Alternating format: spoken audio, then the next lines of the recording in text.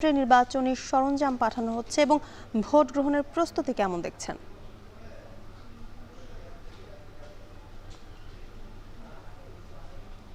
যদিকা সব মিলিয়ে বগুড়া সদরের ১৫০টি ভোট কেন্দ্রে ভোট গ্রহণের যে সরঞ্জামগুলো রয়েছে সেগুলো পাঠানো হচ্ছে এবং নির্বাচন রিটার্নিং কর্মকর্তা জানিয়েছেন যে সব ধরনের প্রস্তুতি সম্পন্ন হয়েছে এবং আজকে যে এই ব্যালট এবং ব্যালট বাক্স সহ প্রয়োজনীয় সরঞ্জাম পাঠানো হচ্ছে। সব মিলিয়ে ১৫০টি কেন্দ্রে ভোট প্রদান করবেন ৪.৫ লাখ ভোটার এবং যার মধ্যে পুরুষ এবং নারী একেবারে সমান সমান। তাদের ভোট গ্রহণ যেন নির্বিঘ্নে সম্পন্ন হয় সেজন্য জেলায় এই সদর আসনে ২,০০০ আনসার এবং ১৩০০ পুলিশ সদস্য, সেই সাথে ৮ প্লাটুন বিজিবি রয়েছে এবং ২০ জন নির্বাহী ম্যাজিস্ট্রেট রয়েছে যারা নির্বিঘ্নে ভোট গ্রহণের কার্যক্রম চালাবেন।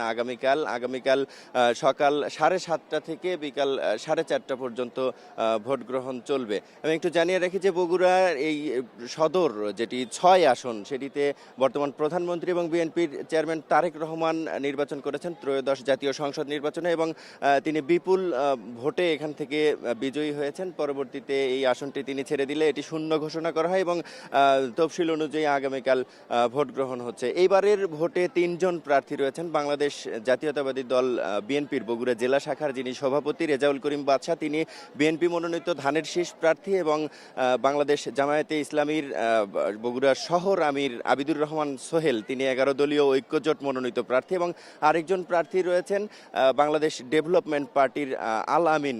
এই ৩ জন প্রার্থী লড়ছেন এবং তফসিল ঘোষণার পর থেকে প্রচারণা চালিয়েছেন তারা। এই আসনের একেবারে আনাচে কানাচে তারা চষে বেরিয়েছেন।